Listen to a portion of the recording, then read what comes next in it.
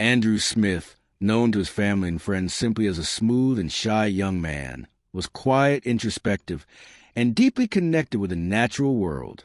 His deep-rooted passion for the outdoors, like farming and fishing, as well as his inclination to build relationships, was cut short by an unexplainable, unsolved death and unknown time soon after 2 a.m. on May 1st, 2014. This left all who knew him across his hometown of Riverbend, North Dakota, grasping for answers in a sea of evidence that drowned them all in doubt. As a hope to provide more substantial reasoning built upon observable evidence and situational analysis, this is an examination of the death of Andrew Smith and the rain cloud of questions left at Emerald River in Fairview, Minnesota. This is Cold Case Detective. Andrew Smith was born on November 22, 1993, to parents Robert and Sarah in Riverbend, North Dakota. Growing up in a rural part of the United States northern Midwest, Andrew was surrounded by the natural world and the farming lifestyle from an early age. His extended family owned and operated a cattle ranch near Greenfield, North Dakota, and thus Andrew learned the ropes of agriculture right from the beginning. He especially loved fishing and hunting, as well as spending summer afternoons cooped up in an old garage working on hobby cars. It was an idyllic, serene, Norman Rockwell-styled image of life in Simpleville, USA. Andrew was also a younger sibling and grew up with an older brother, Michael. The two spent many days together throughout their youth and reaped the benefits of a beautiful home life and close-knit family. However, tragedy actually struck the Smith bloodline almost a decade prior to Andrew's death. In 2005, Michael was unexpectedly killed at a railroad crossing in North Dakota, struck by a train whilst in the car with his then-girlfriend. The train tracks were unmarked, and the crash was accidental, but the tragedy pained all of those involved nonetheless. The Smith family was broken but pushed on through life as the years wore on. From being a toddler, through elementary school, to his years as a teenager, Andrew was always considered a shy and introverted boy. He rarely broke from his inner circle of friends and peers and steered clear of trouble in school. After the sudden loss of his brother, Andrew struggled to fully heal from such a piercing wound, but persevered by keeping to himself and sticking to his virtues. Andrew graduated Riverbend High School and sought out higher education to continue his academic career and study to become an electrical technician. Thus, Andrew enrolled in 2012 at North Dakota State Institute of Technology in Westerville. The program offered a chance at a 2-year degree and an opportunity for Andrew to chase a passion of his and set up a fruitful future. In his first year, Andrew lived just as he had done all throughout high school. He was a vigorous studier, stayed away from parties, and focused on the educational aspects of college. However, as his time there went by, Andrew slowly evolved from his shy personality, making new friends and taking advantage of the freedom college afforded him. He soon started spending more nights out and about, continuing to create new relationships. In 2013, his social blossoming peaked, as rumors allegedly claimed this was a time period in which Andrew began selling marijuana across campus, a very small operation that would sadly lead to humongous consequences and spawn an endless pitfall of mystery. In April 2013, Andrew made his first confirmed sale of marijuana to other college peers, using the parking lot at North Dakota State IT. Sometime between April and October the same year, he ended up making sales to confidential informants, Andrew's fellow students who were working for the Southwest Regional Narcotics Unit, also known as SWORNU. SWORNU is a task force comprised of police officers from drug enforcement agencies around southwestern North Dakota counties of Baker, Carter, and Dane counties, in addition to the neighboring Minnesota county of Lincoln. The first sale was for 3.5 grams for $60, the second being just 1 gram for $20. As a result of the sale to the CI, SWORNU performed a search of Andrew's college dorm room in November of 2013, with consent from Andrew himself. The agents discovered marijuana residue on an orange plastic grinder, and Andrew admitted ownership of the tainted item, but was neither arrested nor charged with a crime. However, the day after Swornew searched his dorm room, Andrew was summoned by Officer David Miller, a Swornew officer and Carter County Sheriff's deputy. David informed Andrew that under North Dakota law, selling marijuana on a college campus is a Class A felony. To avoid a possible 40-year sentencing based on consecutive charges, Andrew agreed to become a confidential informant for Swornew on that fateful November day. Before November came to a close, Andrew made his first 2 buys as a CI, a pair of controlled purchases in the amount of $60 each for 3.5 grams, just like his original sale. A couple of months later, in January of 2014, Andrew orchestrated a different controlled purchase of similar size to the November operations, but still under the oversight of Swornew. After the January buys, Andrew decided he'd had enough of the confidential informant life and stopped all controlled dealing with Swornew. Swornew announced they only needed him to make 2 more official purchases, one from a known dealer whom Andrew used to buy from himself, as well as one from a new, unidentified dealer. Completing these buys would release Andrew from his CI obligations and allegedly from Swornew in general, but Andrew dismissed the project. However, Andrew did keep in contact with David Miller on a monthly basis until April of 2014.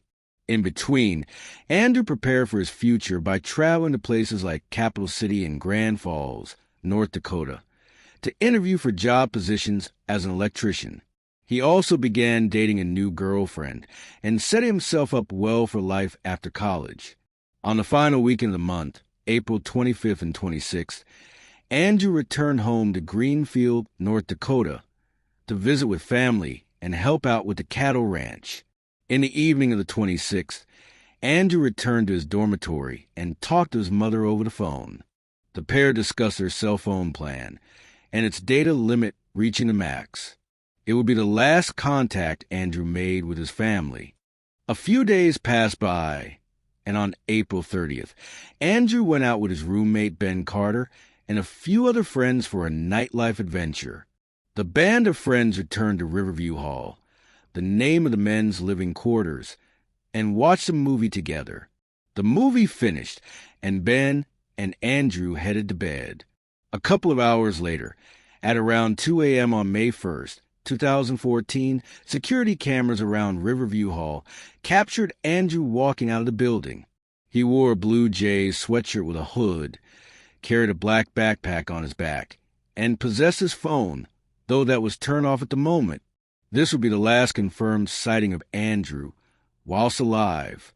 When Ben woke up later that morning on May 1st, he noticed Andrew was missing but didn't feel much concern, assuming Andrew went to visit his girlfriend.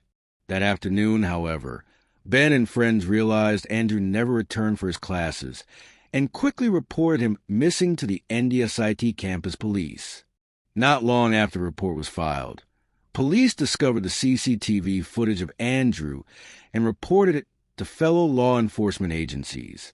Swornew got wind of Andrew's disappearance and immediately speculated that he ran away to avoid the confidential informant work he still owed to authorities. In an attempt to persuade Andrew back home, Swornew charged Andrew with the 2 felonies they originally threatened a year earlier in 2013.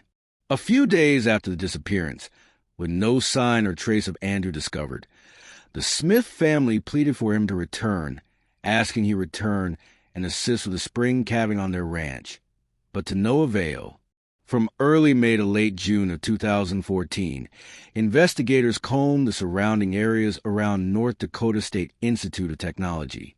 They interviewed family members, friends, peers, and associates. They trudged through woods and scaled any and all suspicious terrain. Their 50-day search appeared all for nothing until a breakthrough struck after spring turned to summer. On June 27, 2014, a police dive team discovered a body in the waters of Emerald River near Fairview, Minnesota, across the way from Westerville, during a training exercise and not an intentional search for Andrew. They confirmed his identity after dental records hit matched DNA profiles. Even after a thorough autopsy by both the medical examiner and state police, the cause of death was announced as a gunshot wound to the head, but could not be confirmed as either a suicide or homicide. These findings split law enforcement from the Smith family, who were certain Andrew wouldn't end his own life, while Swornew and North Dakota authorities said Andrew committed suicide to permanently escape the CI work. Regardless, the inconsistent casework and unspecified results have cast Andrew Smith's death in a whirlwind of inconclusivity. On his birthday, November 22nd, 2013, Andrew Smith was brought into the Carter County Sheriff's Office by David Miller of Swornew after he and other authorities discovered weed residue in Andrew's dorm room and the information that Andrew was selling marijuana on campus. What ensued was a cool, calm, and collected police interrogation that may hold more clues and context than a casual viewer will pick up on. Take a look. It's your birthday today. Yeah. David, probably not what you want to be doing on your birthday, huh? All right. Did you tell your roommate what you're going on? All right. That's probably a good thing. All right. Well, you expressed interest that you probably want to help yourself out. Yeah. Okay. Like I said, you're facing 2 felonies, and then, of course, the misdemeanor charge from yesterday. 2 felonies of deliveries, since they took place on campus, both of them. So they're Class A felonies, 20 years of prison, $20,000 fine, and or both, okay? So potentially the max is 40 years of prison, $40,000 fine. You understand that? Yeah. Okay. Obviously, you're probably not going to get 40 years, but is it a good possibility that you're going to get some prison time? If you don't help yourself out? Yeah, there is. Okay. That's probably not a way to start off your young adult life and career, right? So, what I'm going to ask you to do is to do some buys for me, though. Okay, we have to wear a wire. You have to go buy marijuana from individuals. And then, depend upon how you do and so forth.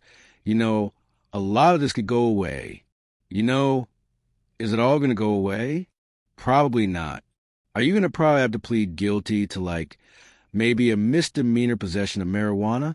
Probably, but at least you're not pleading guilty to felonies. Okay, is that fair enough? Very fair. Okay, are there individuals that you know on campus or around town, or whatever that you can buy from? There's one chick that sells out a campus apartment that I know of. Who's that? I'm not sure the name, but I have a few buddies that buy from her. Okay. Would it be uncommon for you to buy that much, though? Yeah. Okay. I mean, if you went and bought that much, would he be like, what the hell? Probably, maybe, I don't know. David, if you went and bought an ounce? That would be more reasonable. That would be more reasonable to say you're trying to make some money on campus? Okay. David, we could try and entertain that idea. Setting up with Metro City. That's a different task force. But you're willing to help them out, then, I'll give you credit down here. You can't buy from anybody else. No, I have a lot of people that I talk to, and I know buyers, but no. The first portion of the interview contains some pretty common passive-aggressive tactics used by law enforcement, especially considering the youth and inexperience Andrew had in terms of dealing with police. They made an unnecessary comment about Andrew spending his birthday with authorities, immediately followed by the fact that Andrew's offense was technically a Class A felony in the state of North Dakota. The officer continued with a barrage of negatives, hinting that the smart move would be for Andrew to help as a CI. The latter half of the video is a bit hard to dissect, but does provide some interesting information that might have led to Andrew's deteriorating outlook on his situation. The deputy asked what the biggest amount Andrew thought he could purchase was, and when Andrew said a number higher than he was used to, the officer hinted he still might need Andrew to make an outlier buy, which could raise the stakes for Andrew's credibility. The officer also made a comment that he thought Swornu could arrange for Andrew to go into Metro City, North Dakota, as well, to make controlled purchases as a CI and gather intel in a bigger city with a different seller. Metro City is, of course, a much trickier prospect in terms of Andrew's experience. Andrew just slung minimal amounts of marijuana around his college campus. Venturing into Metro City, North Dakota, would elevate beyond small-time drug dealing. While it wasn't a major threat or even intended to scare Andrew, just the fact that David Miller spewed the idea into Andrew's subconscious could have planted the seed of a bigger issue. Andrew grew miserable with having the expectations of helping police, going behind his friends' backs, and most importantly, jumping into the shadowy situation of crossing paths with bigger players who could entertain harsh consequences if he was spotlighted as a narc. A vast majority of law enforcement personnel and some followers of the case do not budge on the idea that Andrew Smith committed suicide. The Swornu officers involved with the confidential informants claim many of their CIs were hard-pressed to get out of their situations, many of them abandoning their responsibilities to purposefully be arrested, rather go to jail than continuing to make controlled drug exchanges. While Andrew certainly didn't enjoy having to work for Swornu, he never outright said he wasn't going to do it anymore or showed explicit signs that it was stressing him out. In addition, Andrew never displayed suicidal tendencies, nor had any known struggles with mental illnesses. While that doesn't rule out suicide, having zero history of ideation combined with an improved social and personal life at the time of his disappearance creates more than a reasonable doubt in the majority's theory. One key piece of evidence that does support this theory, however, is the fact that the .22 caliber pistol belonging to the Smith family went missing shortly before Andrew did himself. It would be sensible to assume Andrew took the firearm with him at some point, maybe for protection, maybe for taking his own life. What hurts the supposed clue, though, is that the gun has never been found. It was never pulled from Emerald River despite numerous dive teams combing through the riverbed. It was never recovered by another member of the Smith family. And because of such misfortune, it was never confirmed nor denied to be the actual weapon that took Andrew's life. Was it unlikely to be the bullet of another .22 caliber gun that killed Andrew? Probably not. But without the firearm being present at Andrew's body recovery point, it makes little sense for Andrew to have killed himself without leaving the gun nearby, or for him to have taken his own life elsewhere, but to end up at the bottom of the river. It wasn't just a missing weapon that foiled the suicide theory, but other missing items hinted at foul play, too, or at least dissuaded conspiracies surrounding self-inflicted gunshot wounds. Andrew's Blue Jays sweatshirt wasn't on his person or in his car, and the jacket he was wearing wasn't familiar to any of his friends, his girlfriend, or his mother. In addition, Andrew's wallet was not on his body when it was found, nor was it discovered in Emerald River after submerged searches. The lack of a wallet would suggest robbery, and the lack of Andrew's clothes would suggest he engaged in some sort of physical activity between the CCTV footage capturing him leaving the dormitory and ending up in Emerald River. What the quarrel could be is nearly infinite, but it could definitely be a major piece in a puzzle leading towards a different type of hypothesis, one revolving around untraceable, unconnected homicide. Our first step with investigating a possible homicide is checking in on the status of serial killers or potentially serialized murders in the general vicinity of Carter County, North Dakota, in 2014. Sadly, the research is fruitless, probably a byproduct of the recency of Andrew's death. There were no known homicide victims that fit Andrew's description around the time of his disappearance, nor are there any documented serial killers in the northern Midwest region dating to those surrounding months. However, these statistics can sometimes stay hidden for years after the fact, patterns not realized until a decade later, or a serial killer remains unidentified until capture. It's not likely, but wondering if Andrew ran into a shadowy figure at the peak of their invisible reign of torment isn't a complete mirage. Stemming from the branches of murderous theories is a conspiracy highlighting a covered-up internal scheme orchestrated by sworn officers themselves. This theory quickly points out that it was the police who first suggested Andrew committed suicide rather than be a victim of homicide. Deciding his distaste toward his role as a CI turned him towards darkness. These agents claimed that other confidential informants with similar personal histories, as Andrew either committed suicide to escape responsibility or deliberately defied orders. Deciding incarceration was better than risking their lives for undercover drug dealing. The theorists themselves stringed together wild hypotheses, believing that Andrew might have threatened to help his fellow buyers around campus and blow up Swornu's operation, leaving law enforcement to decide whether or not to let him go or make him pay. It's a ridiculous assumption to believe authorities would go to such a stretch and kill Andrew themselves and then immediately point blame elsewhere, whereas they could have just charged Andrew with a felony and sent him to prison for a long time like originally intended. It would be a lazy inside job if true, and while the police were wrong to just assume suicide was the correct label, it doesn't automatically signal guilt. Rather, it shows their lack of interest in Andrew's case, blowing it by for the sake of upholding their own priorities. Before we divulge our hypothesis of Andrew's unsolved demise, we want to make known that our conclusions presented in Cold Case Detective are purely logical speculation based on evidence, circumstance, and factual subtext. We're only privy to the same information presented in each video, and we do not attempt to promise certainty or an expert guarantee on the findings we reach in closing. We simply observe, research, and report. While the proposed theories regarding Andrew Smith's death intrigue us and make one think about the suspiciousness of the situation, one hypothesis in particular sticks out from the rest as the most plausible. Andrew was killed by a known associate, only to him, as a result of his confidential informant work getting exposed or a vague drug incident turning sour. The biggest point to this argument is the fact that the item used to kill Andrew, a handgun, was not found with the body in Emerald River, in the vicinity of the crime scene, or at any point since the discovery of his body.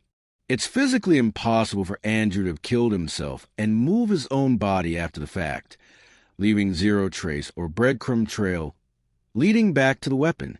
While it's peculiar that the Smith family's gun that went missing is more likely than not the gun used in Andrew's death, there are logical explanations outside the topic of self-inflicted wounds. For example, if Andrew was aware his CI work was exposed to other drug dealers around the area or fellow buyers around North Dakota, Andrew might have taken the gun as protection in case he was confronted by disgruntled associates. Or Andrew wanted the gun to intimidate someone, and it was stolen from him during a scuffle. There's even a possibility that Andrew did intend to use the weapon and engage in a firefight that left him dead and the gun in the hands of the killer, taken away to never be found again. The presence of rocks in Andrew's backpack also throws a wrench in the non-homicidal, related theories pinned to the case files. Forcing his corpse to the bottom of the Emerald River so that it wouldn't be found is a common symptom of murder incidents all over the world. Had Andrew simply wanted to take his own life, the rocks and the river in general seem like unnecessary steps to take. The rocks feel like a ploy to hide something, not as an additional tool in taking a life. In addition, Andrew was wearing different clothing than the garments that appeared in the final CCTV footage from the university's campus.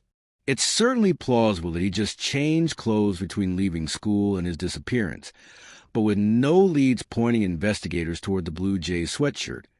It makes you wonder if someone had taken the sweatshirt off of Andrew's body in order to get rid of evidence or make his weight lighter.